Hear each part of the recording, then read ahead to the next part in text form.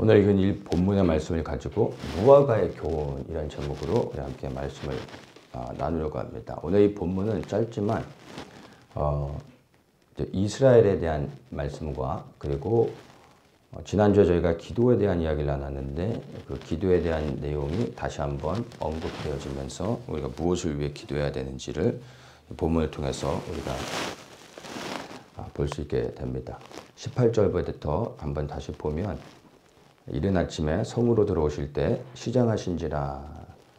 그래서 예수님께서 길가에 한 무화과 나무를 보시고 그리로 가셔서 잎사귀밖에 아무것도 얻지 못하시고 남에게 이르시되 이제부터 영원토록 내게 열매가 맺지 못하리라. 이렇게 저주하십니다. 그랬더니 무화과 나무가 곧바로 뿌리부터 말라 비틀어지게 됐습니다. 자, 예수님께서 마지막 그 유월절 만찬하시기 위해서 예루살렘 성에 들어가시다가 예루살렘 성 바깥에서 배가 고프셔서 무화과 나무를 보신 거예요. 무화과 나무를 보시고 거기에 혹시 열매가 있으면 무화과 열매로 시장한 배를 좀 채우려고 했는데 열매가 없었습니다. 그래서 예수님께서 화가 나셨나 봐요. 이 무화과 나무를 저주해 버리신 겁니다. 잘못 이 말씀을 이해하면 예수님의 성품이 괴팍하신 분으로 우리가 이 오해를 할 수 있습니다. 좀 배고프다고 나무에 열매가 없다고 그냥 예수님이 능력으로 그냥 화를 내셔가지고 그 저주에서 무화과 나무가 그냥 말라 비틀어진 거잖아요. 예수님이 하나님이신데 하나님의 성품을 가지신 분이 그 열매 하나 없다고 좀 배고팠는데 과일을 얻지 못했다고 이렇게 저주하시는 분인가? 곰곰이 좀 생각해 볼 필요가 있습니다. 지금 예수님께서 이 무화과 나무를 보시면서 열매를 얻기를 원하셨던 이 시기가 언제냐면 바로 6월절에 지금 예수님이 예루살렘에 입성하시잖아요. 봄이라는 얘기거든요. 근데 무화과는 가을에 열리거든요. 근데 가을도 아닌 봄에 당연히 무화과 열매가 없을 시기에 무화과 열매를 찾으시고 열매가 없다고 지금 저주하시는 겁니다. 이해가 안 가는 거죠. 근데 무화과 나무는 사실 봄과 가을 두 번의 열매가 맺혀집니다. 가을에 열리는 게 진짜 무화과 열매고 봄에 잠깐 열렸다가 이제 떨어지는 무화과가 있습니다. 근데 이거를 히브리어에서는 이 봄에 열리는 무화과 나무 열매에 대한 정확한 명칭이 없어요.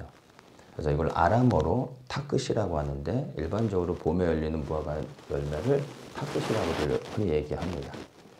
예수님께서 봄에 열리는 이 타크시를 어딜까 싶어 가셨던 겁니다. 이 타크시는 진짜 열매는 아니에요.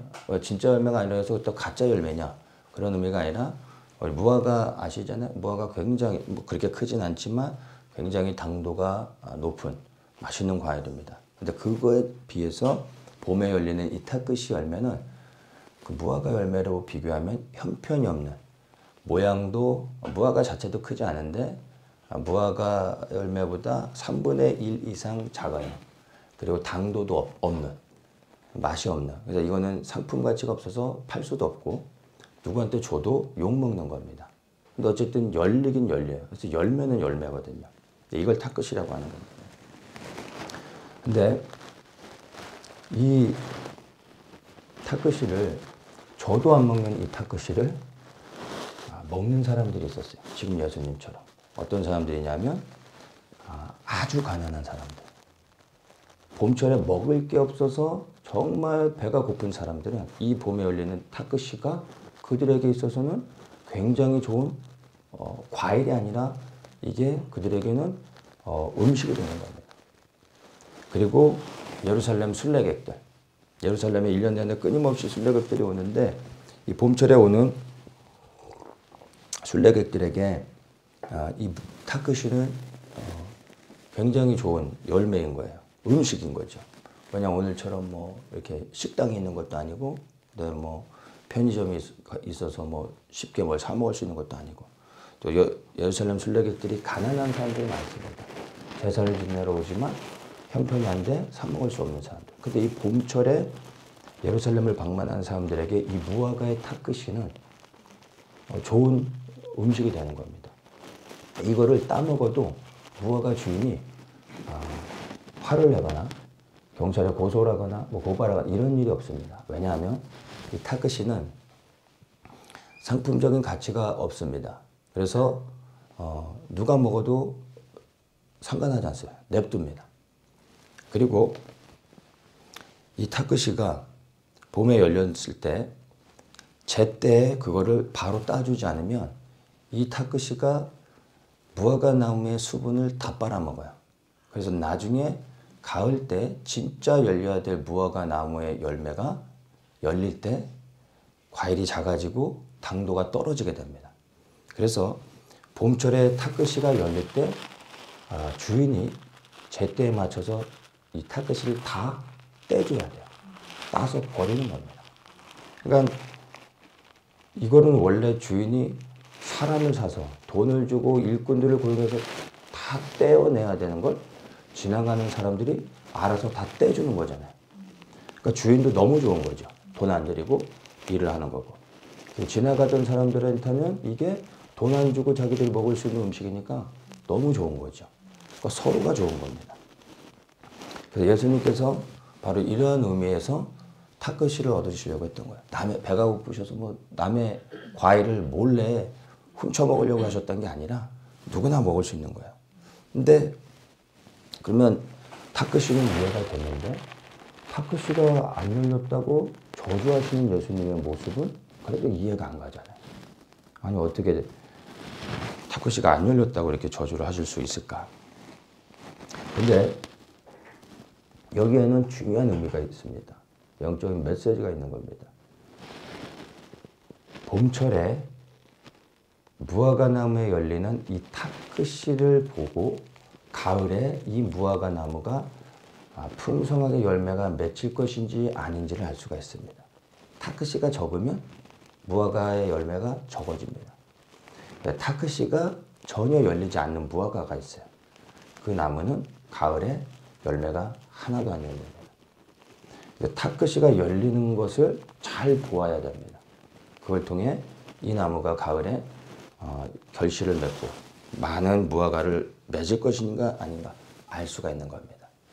예수님께서 무화과를 탁그시를 얻으려고 가셨다가 없어서 저주하신 것은 배가 고파 과일을 하나 먹으려고 했는데 그 시장한 배를 채우지 못해서 화가 나서 저주하신 게 아니라 사실은 예수님은 미래에 추수회 때 이 무화과가 열매 맺지 못할 것에 대하여 미리 아시고 예수님이 심판하신 겁니다. 당장에 없는 탁그시로 인하여 화가 나신 게 아니라 장차 열매 맺지 못할 이 무화과 나무를 예수님이 미리 아시고 심판하셨다는 것으로 이제 우리가 이 말씀을 이해하면 왜 예수님이 이렇게 저주하셨는지를 알게 되는 겁니다. 이 탁그시의 의미를 잘 살펴보면 마지막 때를 살아가는 우리에게 굉장히 중요한 메시지를 주고 있습니다. 우리는 마지막 때를 살아가고 있다고 생각하며 막연하게 마지막 때에 대한 그림을 그리고 언젠가는 맺게 되겠지 하는 막연한 우리가 맺게 될 열매, 우리가 맺길 원하는 그런 열매들에 대한 막연한 기대를 가지고 살아가는 경우가 많습니다. 내가 실제 열매를 맺게 될지 안 맺게 될지도 사실은 모르는 거예요. 그렇죠? 그러니까 그냥 맺게 되겠지 하는 소망을 가지고 살아가는 사람들이 많다는 겁니다. 내가 과연 정말 추수의 시기에, 내 인생의 추수의 때 나는 열매를 맺을 수 있는 사람인가 아닌가를 매일의 삶 속에서 봐야 되잖아요. 어떻게 할 수 있습니까? 막연한 기대로 되는 게 아니에요. 바로 이 탁그시와 같이 내 인생의 매일의 순간 가운데 이 보잘것없는 사람들은 인정해 주지도 않고 쳐다보지도 않고 그 가치를 인정해 주지 않지만 그러나 이 탁그시가 매일의 삶 속에서 맺혀질 때 내 인생의 추수의 때 풍성한 열매를 맺을 수 있게 되는 겁니다. 그래서 사람들은 보면서 인정하지 않는 뭐 이런 거 가지고 뭐 이렇게 하면서 사람들은 무시하거나 넘어갈 수 있는 것들. 그러나 나와 주님 사이에 알 수 있는 자그마한 열매들. 이 열매들이 여러분의 삶 속에 있냐는 겁니다. 이게 있어야 되는 겁니다. 거창한 게 아니에요. 다른 사람이 인정해 주는 게 아니에요. 그러나 보잘것없는 볼품없는 것 같지만 매일의 삶 속에서 내가 맺고 있는 조그만 열매, 주님이 인정해 주실 수 있는, 기뻐해 주실 수 있는 이 조그만 열매들을 매일 탁구실을 조금씩 맺어갈 때 나중에 내 인생의 추세에 내 풍성하게 열매를 맺을 수 있다는 겁니다. 나의 삶의 모든 영역에서 우리가 탁구실을 맺어가야 됩니다. 나의 성품의 영역에서, 나의 영성에서, 성경에 대한 지식과 기도의 깊이에 대해서, 그리고 우리의 주님 향한 우리의 순종, 헌신과 부르심에 대하여, 우리의 사명에 대하여 거창한 열매가 아닌 아주 조그만 열매들을 매일의 삶 속에서 우리 삶의 인생의 모든 영역 가운데서 내가 그 조그만 탁구씨들을 계속해서 맺어가고 있는지를 보셔야 된다는 겁니다. 이게 보인다면 당장엔 볼품이 없는 것 같지만 나중에 정말 풍성한 열매를 맺고 주님 앞에 설 수 있게 되고 추수 때 국간에 들어가는 은혜를 입을 수 있다는 것입니다. 여러분 지금 이 시간 나는 어떠한 탁구씨를 맺고 있는지 여러분이 돌아보셔야 됩니다. 만약 그 탁구씨가 없다면 언젠가는 추수 때 나도 열매가 있겠지 하는 그런 상상으로는 여러분 주님 앞에 설 수 없다는 겁니다. 매일의 삶 속에 나를 돌아보십시오. 나는 어떠한 탁구씨를 맺고 있는가. 만약 그 탁구씨가 없다면 여러분 두려워하셔야 됩니다. 기도하시며 회개하시고 주님 앞에 다시 서야 되는 것입니다. 매일의 삶 속에 작은 탁구씨를 맺으시길 축복합니다. 이 무화과 나무의 이야기는 또 다른 말씀으로 연결이 되어집니다. 무화과 나무가 나온 김에 연결해서 한번 보도록 하겠습니다. 마태복음 24장 32절에 보면 예수님께서 이제 예루살렘 성에 들어가셔서 사역들을 하시고 제자들과 함께 이제 예루살렘을 나와 감람산으로 이동하십니다. 그때 이제 제자들이 예루살렘에 대해서 이야기할 때 예수님께서 예루살렘을 내려다 보시면서 놀라운 말씀들, 두려운 말씀들 해주십니다. 그 마태복음 24장은 마지막 때 일어날 계시의 말씀들을 함축적으로 담고 있는 말씀이죠.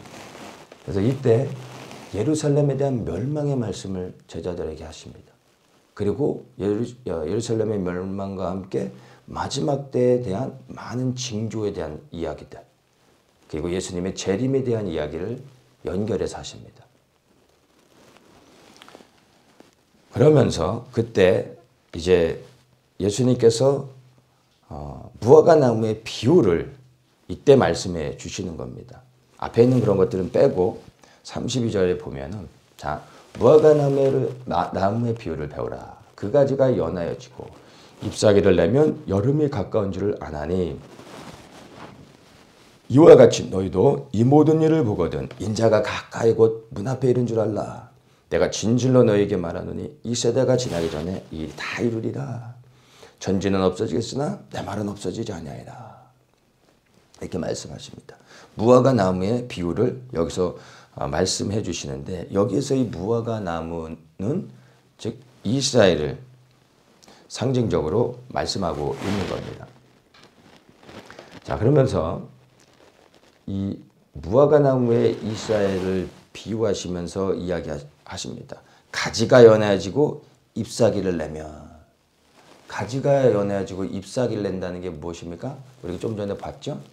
탁구씨를 맺는 겁니다. 무화과 나무 잎사귀가 큰데 그 잎사귀 큰 그 밑에 무화과가 열리게 되는 겁니다.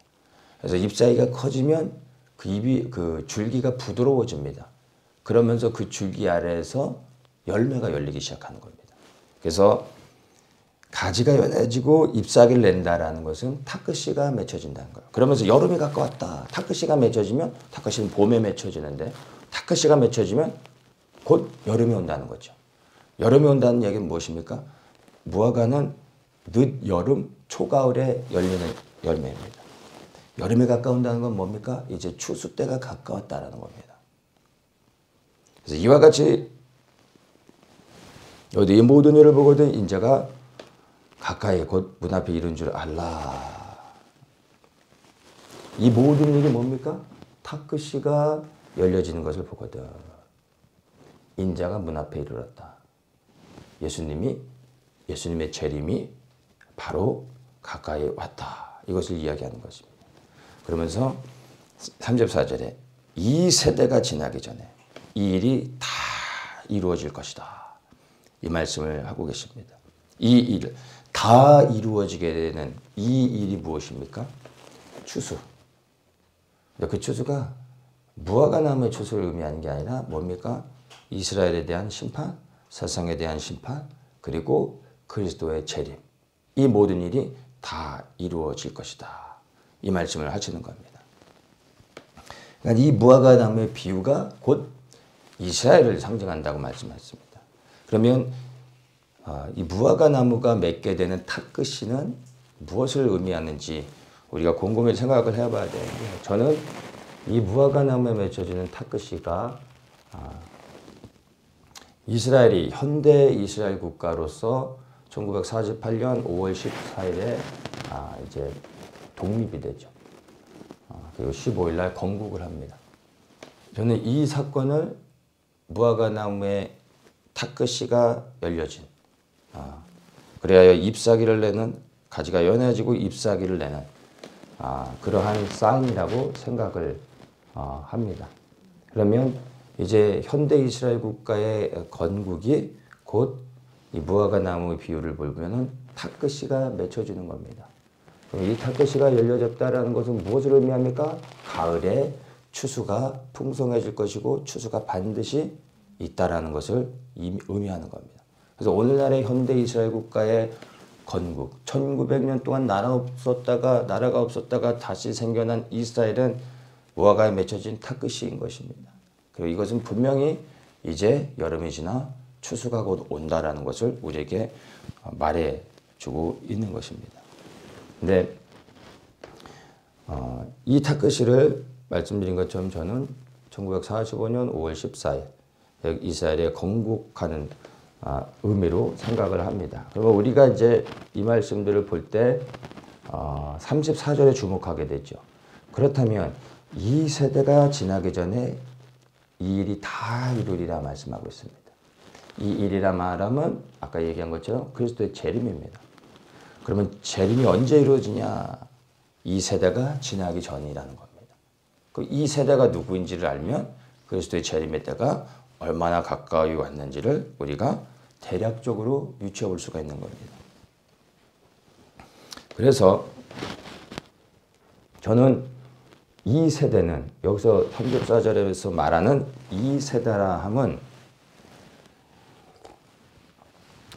이스라엘 현대 이스라엘 국가가 건국되는 것을 직접 경험한 세대들, 눈으로 본 세대들, 즉 1945년 5월 14일 이전에 태어난 모든 사람들이 저는 이 탁그씨의 세대, 마지막 세대, 34절에서 말하는 이 세대가 아닌가, 저는 그렇게 생각을 합니다. 자, 그러면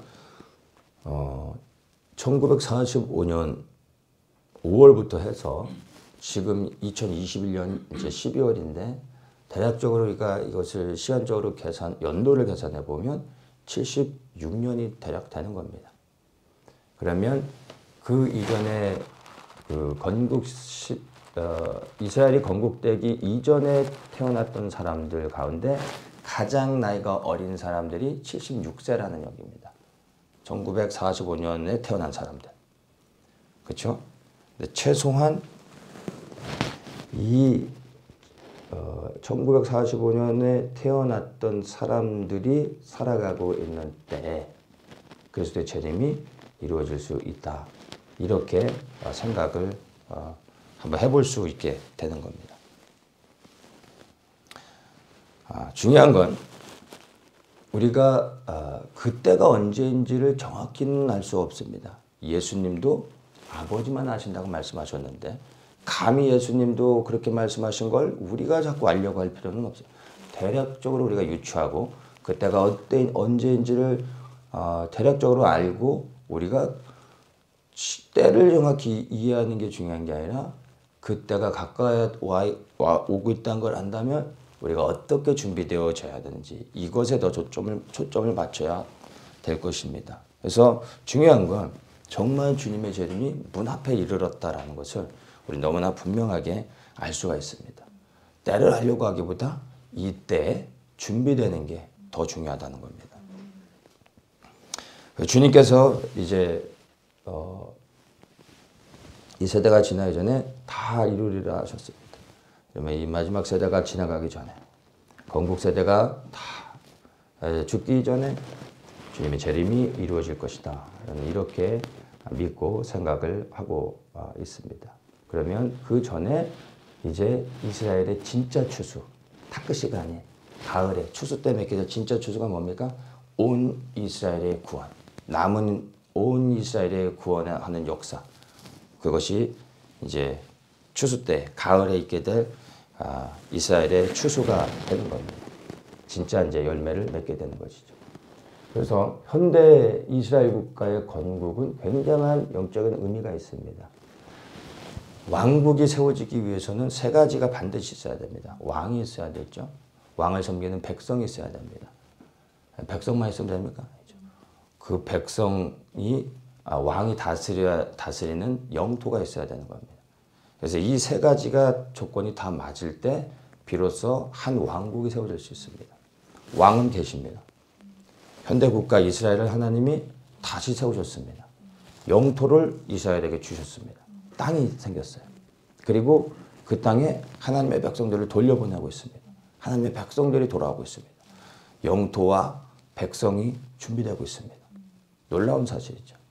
이제 그 땅의 왕이신 예수 그리스도께서 오시면 하나님의 나라가 이스라엘 통하여 이 땅에 이루어지는 겁니다. 그래서 정말 이제는 두 가지가 준비되어졌고 왕이 오시면 되는 겁니다. 근데 그 왕의 귀환이 가까이 왔다라는 겁니다.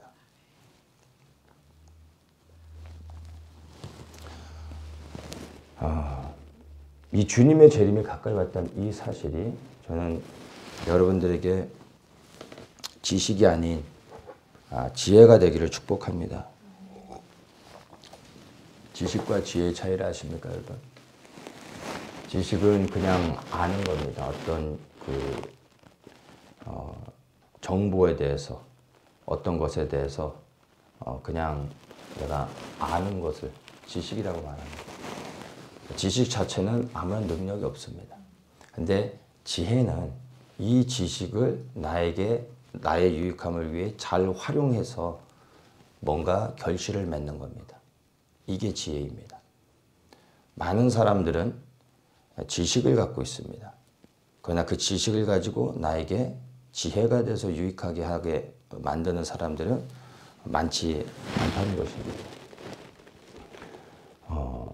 지혜를 사용해서 여러분이 삶 속에 열매를 맺어야 됩니다. 마지막 때에 대한 많은 정보를 아는 거 지식입니다. 지식은 여러분을 변화시키지 않습니다. 지식이 여러분을 주님 앞에 세우지 않습니다. 천국을 보장하는 게 아닙니다. 이 지식을 가지고 지혜롭게 활용해 여러분이 열매를 맺어야 되는 겁니다. 그러면 무엇을 해야 되겠습니까? 그 시기를 파가지고 언제 오시는지 날짜를 계산해서 아는 게 지혜입니까? 아니라는 거예요. 마지막 때에 대한 많은 지식이 결코 열매가 아니라는 걸 여러분 아십시오. 내가 얼마나 많이 알고 있느냐. 계시록을 안다고 해서 그게 지혜가 아닙니다. 그게 열매가 아닙니다. 적그리스도가 무엇인지, 누구인지, 짐승의 표가 무엇인지 이런 거 안다고 해서 여러분 이게 지혜가 되는 게 아닙니다. 분명히 아셔야 됩니다. 열매를 맺는 거. 내가 알고 있는 이 마지막 때에 대한 이 지식이 나의 삶 속에서 그리하여 어떤 열매를 맺게 하고 있는지를 여러분이 돌아보셔야 됩니다. 지혜를 사용하여 마지막 때에 대한 지식으로 여러분의 삶 속에 열매를 맺으십시오. 그게 지금 우리가 맺어야 될 다크시라는 겁니다. 그 다크시가 제가 구체적으로 한번 그냥 얘기를 한다면, 아까도 뭐 나눴지만 우리 일상의 모든 영역 가운데 우리가 맺어야 될 열매들 말씀을 드렸습니다. 근데 우리가 정말 우리의 지혜를 사용해서 맺어야 될 열매는 여러분 예수 그리스도입니다. 모든 삶의 영역 가운데 예수 그리스도가 나타나게 하셔야 됩니다. 여러분 성경을 많이 하십니까? 이게 예수 그리스도가 되어야 됩니다. 기도도 여러분 많이 한다고 됩니다. 그 기도를 통해 예수 그리스도가 영광을 받아야 되는 겁니다. 여러분의 삶의 모든 영역 가운데, 여러분의 성품 가운데 예수 그리스도가 나타나야 됩니다. 여러분의 인격 가운데 예수 그리스도가 나타나야 됩니다. 성경에 대한 지식, 여러분의 기도, 여러분의 모든 헌신, 그 모든 것에 예수 그리스도가 나타나야 됩니다. 이게 우리가 맺어야 될 열매이고 이게 지혜가 되는 것입니다. 마지막 때에 대한 깨달음이 정말 지식이 아닌 지혜가 되시기를 축복합니다. 24장의 무화과 나무의 이런 중요한 비유를 통해서 이스라엘 통해서 이 시대가 어떠한지 우리에게 깨닫게 해주시고 분별해 볼 수 있게 해주셨습니다. 근데 무화과 나무의 비유를 본 김에 한 가지 더 무화과 나무의 비유를 보겠습니다.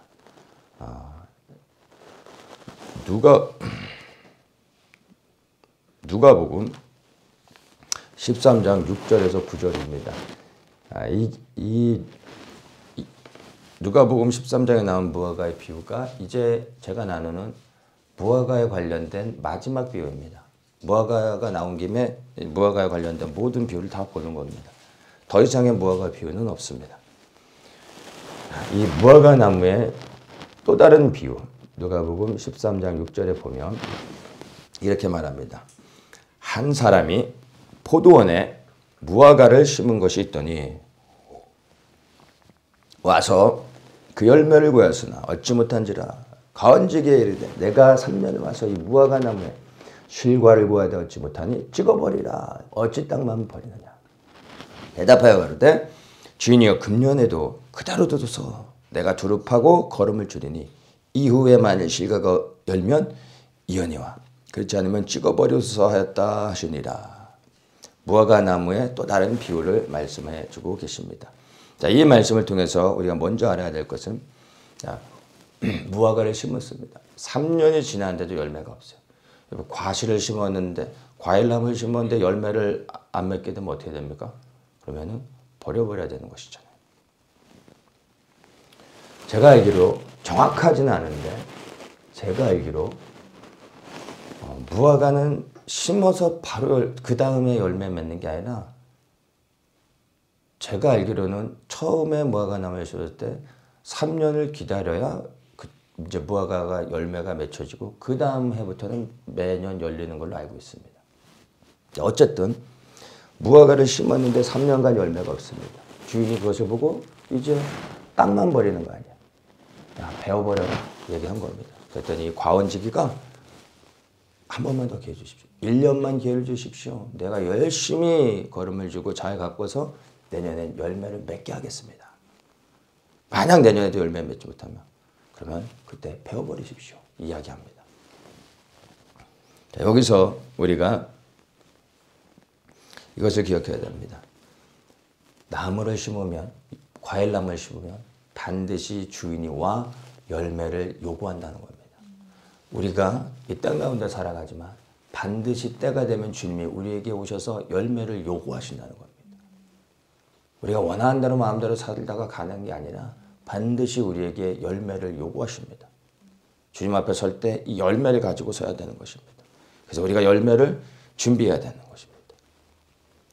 그런데 이 비유는 사실 우리에게 적용하는 것보다는 사실 이스라엘의 그 미래의 운명에 대해서 계시적으로 숨겨놓은 말씀입니다. 이 말씀은 사실 이스라엘 마지막 때 이스라엘에 대한 메시지가 되는 겁니다. 6절에 보면 무화과나무를 심었다라고 말하기 이전에 여러분 잘 살펴보세요. 한 사람이 포도원에 무화과나무를 심은 것이다. 이렇게 얘기합니다. 그러니까 이 무화과나무가 어디에 심겨졌어요? 포도밭에 심겨진 거예요. 무화과나무를 무화과밭에 심은 게 아니라 이 무화과나무와 함께 주변에 수많은 무화과나무가 있는 게 아니라 포도밭에다가 무화과나무 한 그루를 심은 겁니다. 영어 성경에 보면 무화과나무 한 그루를 심었다고 이야기를 합니다. 수많은 포도들이 주변에 있는데 그 중앙에 무화과나무 하나를 심은 거예요. 이상하지 않습니까? 포도밭에 왜 무화과를 심는 거예요? 자리가 있으면 포도 하나 더 심으면 되는 겁니다. 근데 포도밭에 무화과나무 하나를 심고 이 무화과를 지켜보고 계신다는 겁니다.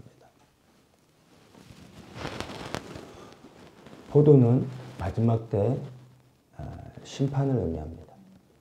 계시록을 통해서도 여러 차례 나눴었지만 포도는 추수와 연관되어질 때 그리스도의 심판을 의미하는 겁니다. 포도밭에 무화과나무를 하나를 심었다라는 것은 이제 이 땅에 하나님의 심판 안에 이스라엘을 두셨다라고 이해를 하면 됩니다. 이것이 성경적으로는 마지막 한 일에 일어날 때 온 열방에 하나님의 심판이 있게 되는데 그 심판의 중앙에 하나님께서 무화과나무 즉 이스라엘을 심어 놓으신 겁니다. 그들에게 열매를 찾고 계신 겁니다. 7년 대환란이라고 흔히들 우리가 이야기하죠. 7년 환란 마지막 한 일에 그때의 시간을 이야기하는 겁니다. 왜냐하면 여기서 가원지기에게 3년을 기다렸는데 내가 열매를 못 얻었다. 버려버려라. 이야기하는 겁니다. 이 3년의 의미가 7년 환란 가운데 마지막 한 일에 후 3년 반을 이야기합니다. 전 3년 반이 아니라 후 3년 반을 이야기하는 겁니다. 그래서 보면 전 3년 반은 비교적 평화로운 시간입니다. 그리고 나중에 이제 후 3년 반이 극심한 환란 가운데 들어가는 겁니다. 그래서 이때의 이 3년은 한 일의 중에 후 3년 반을 대략적으로 이야기하는 거라고 생각하시면 됩니다. 그래서 9절에 보면 이후에 만일 실과가 열면 이언이와 그렇지 않으면 찍어버리소서. 이후라 말하는 뭡니까? 후 3년 반 후에 열매가 없으면 그냥 버려보시오. 심판하십시오. 말하는 겁니다. 3년 반 후에. 그러니까 7년 환란 마지막 한 일의 7년의 시간이 채워지는 그때를 이후 9절의 이후라고 말하는 겁니다. 7년 환란의 끝을 이야기하는 겁니다. 이때 무슨 일이 일어납니까? 예수님이 재림하시잖아요. 그 예수님의 재림이 이스라엘에게 무슨 의미입니까?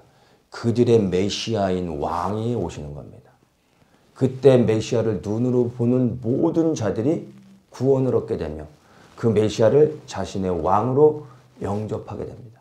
예수님을 비로소 이들이 영접하게 됩니다. 어떠한 상황 가운데서?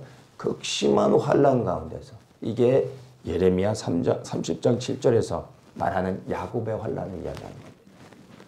왜 이들은 극심한 환란이 아니고서는 그들의 메시아를 찾지 않습니다. 역사 가운데서도 그들은 항상 환란을 당할 때 하나님께 돌아왔습니다. 마지막 때도 마찬가지입니다. 지금도 조금씩 준비되어지는 사람들이 있지만 사실 온 이스라엘의 구원은 환란 끝에 이루어지는 겁니다.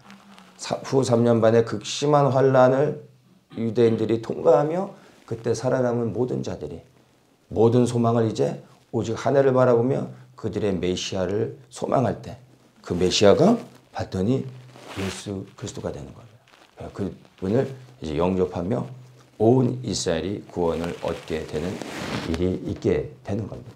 그래서 이 말씀은 사실 놀라운 계시의 비밀입니다. 이스라엘을 향하여 하나님께서 예수님의 말씀을 통해서 계시로 숨겨놓으셨습니다. 내가 이스라엘을 잃어버리지 않았고 반드시 이스라엘을 돌아오게 할 것이다 라는 말씀을 우리에게 주고 계신 겁니다. 이 무화과 나무의 세 가지의 비유를 통해서 우리가 분명히 알아야 되는 게 있습니다. 하나님께서 이스라엘을 버리지 않으셨다는 겁니다. 잊지 않으셨다는 겁니다. 너무나 사랑하신다는 겁니다.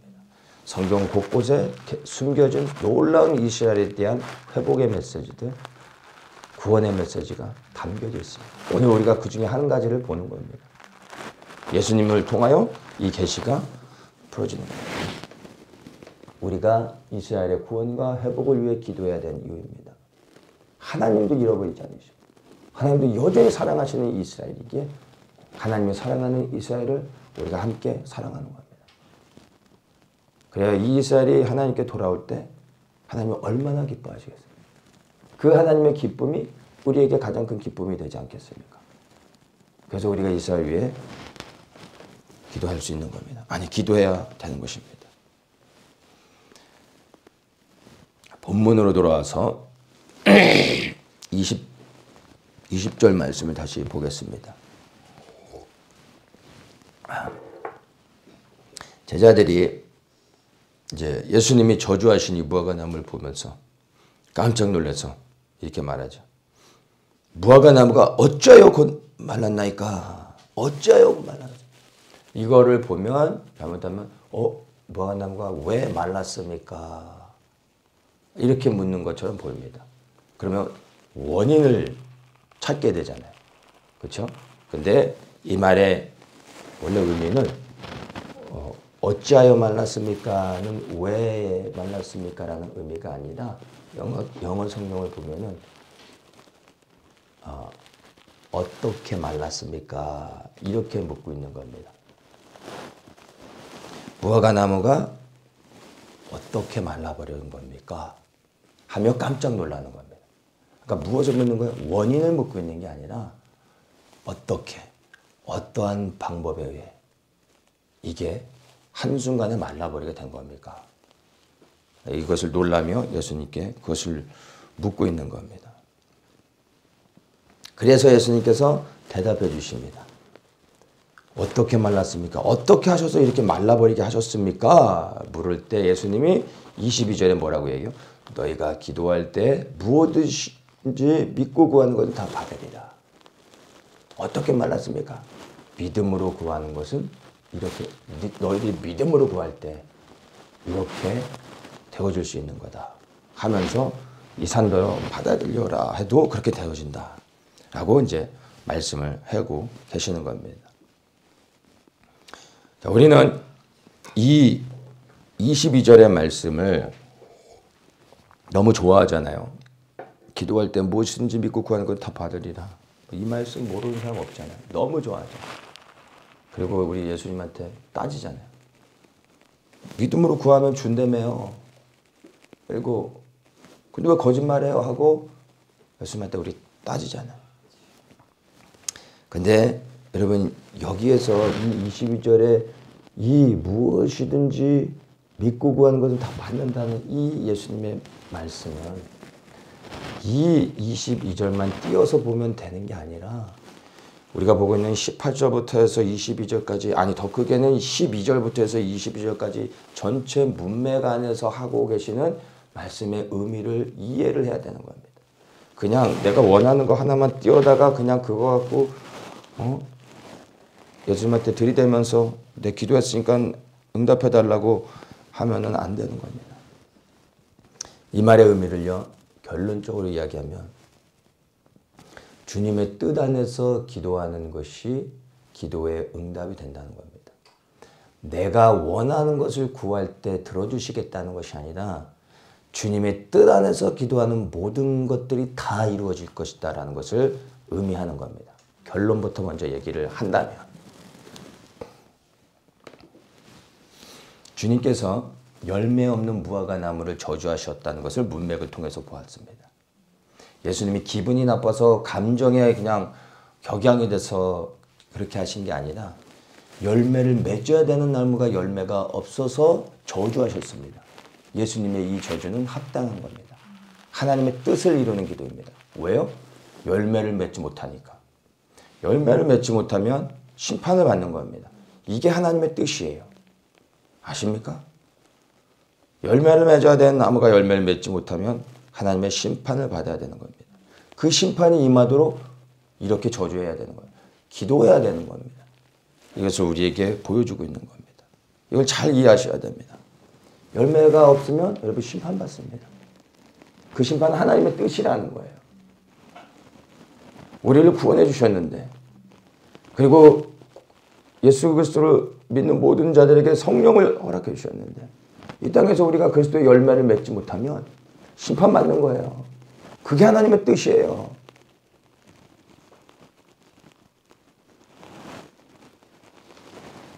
주님이 재림하시기 전에 이 땅에 무슨 일이 있습니까? 재림 전에 있어야 되는 일이 무엇입니까? 이 땅에 대한 심판.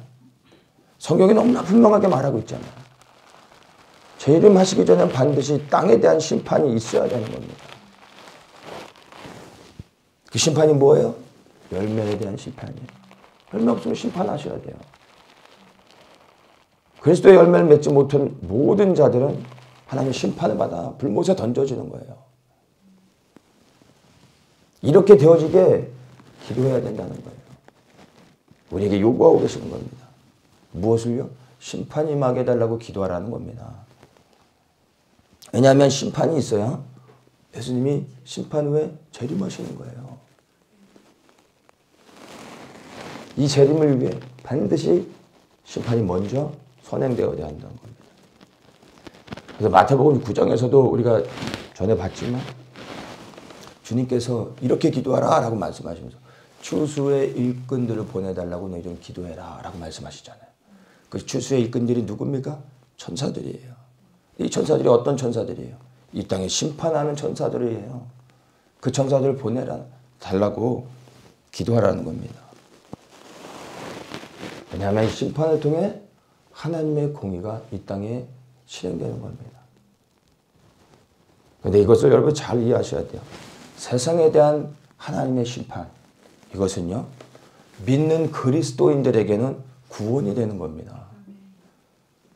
예수님께서 세상을 심판하시는데 예수 그리스도께 속한 자들은 심판이 아니에요. 구원이 그 세상에 대한 심판이에요. 우리에겐 그리스도께 속하여 그리스도를 생명대로 살아가는 자들에게 이게 구원이 되는 거예요. 그 우리는 당당하게 기도할 수 있어요. 예수님, 이 땅을 심판하시옵소서. 하나님을 대적하는 이 세상을 향하여 예수님의 이름을 더럽히고 있는 이 세상, 조롱하고 있는 이 세상을 향하여 심판하시옵소서. 그리스도의 편에 서서 우리는 담대히 선포할 수 있어야 합니다. 근데 그러한 심판이 임할 때 그리스도께 속한 우리 모든 사람들은 구원을 얻게 되는 겁니다.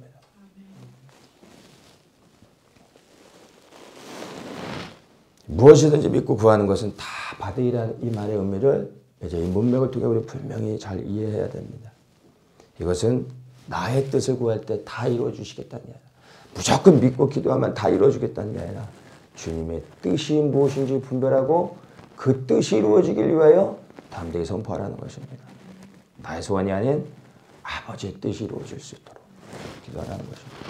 근데 그 뜻이 하나님의 심판이 포함이 된다라는 것입니다.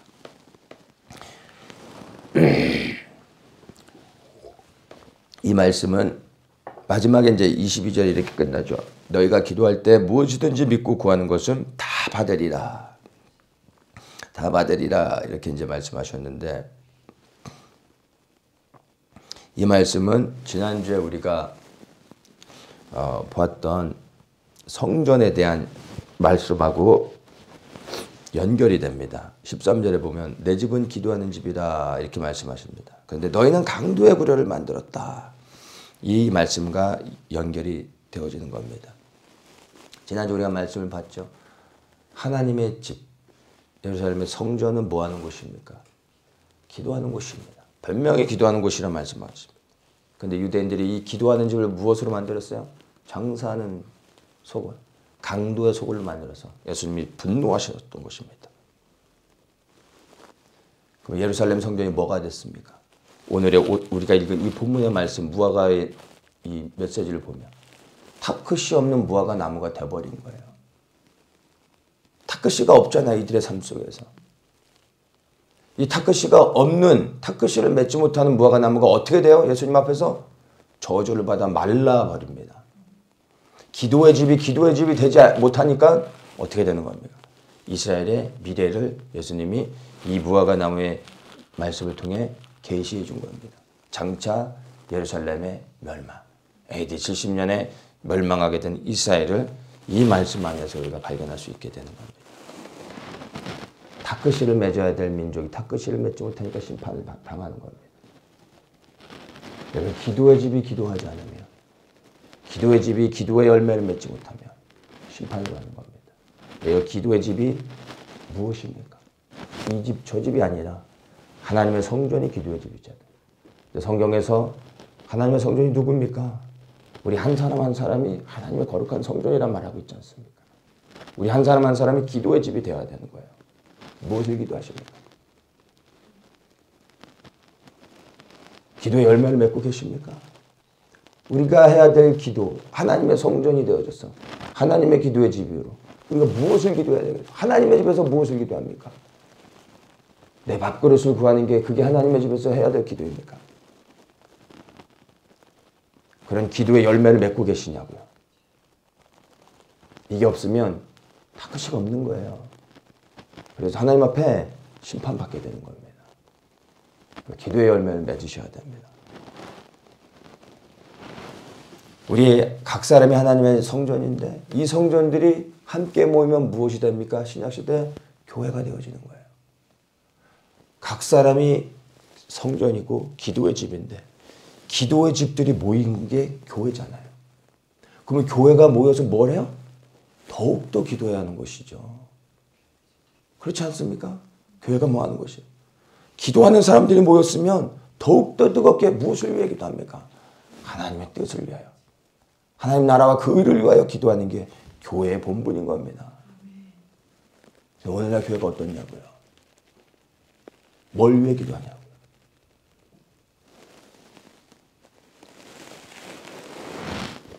오늘날 교회들이 기도의 집입니까?